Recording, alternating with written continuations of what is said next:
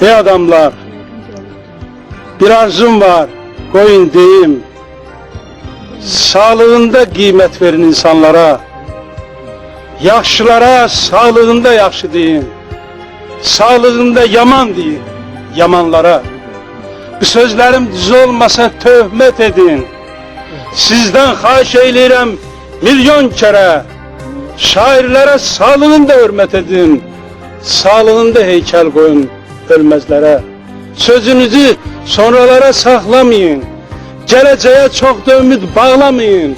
Hoşum gelmir sonralardan, vaksız dinen zurnalardan, boş boğazdan, avvaradan, toydan sonra nağaradan. Sağlığında sevindirin temizleri, seyahatta bağmanla adımlayın. Sağlığında ifşa edin habisleri, murdarlara sağlığında murdar deyin. Türkü deyin türkülere, aslan deyin aslanlara, sağlığında kıymet verin insanlara. Bu nedendir ölen kimi adamlara kalbimizde sevgi, hürmet aşıp taşır. Ölen kimi yaxşılar da yaxşılaşır, yamanlar da yaxşılaşır. Hatireler söyleyirik, nekrologlar kolluyuruk. Hamısını insan diye o dünyaya yolluyuruk. Hoşum gelmir, bu könelmiş adetlerden hoşum gelmir. Biz serdava sevgilerden, hürmetlerden hoşum gelmir.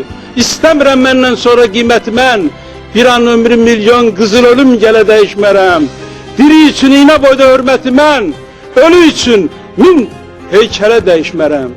Ey adamlar, ürəyimi siz dinləyin. Biz tuturan uşaqlara, qocalara, cavanlara, sağlığında qiymət verin insanlara. Yaxşılara sağlığında yaxşı deyin, sağlığında yaman deyin.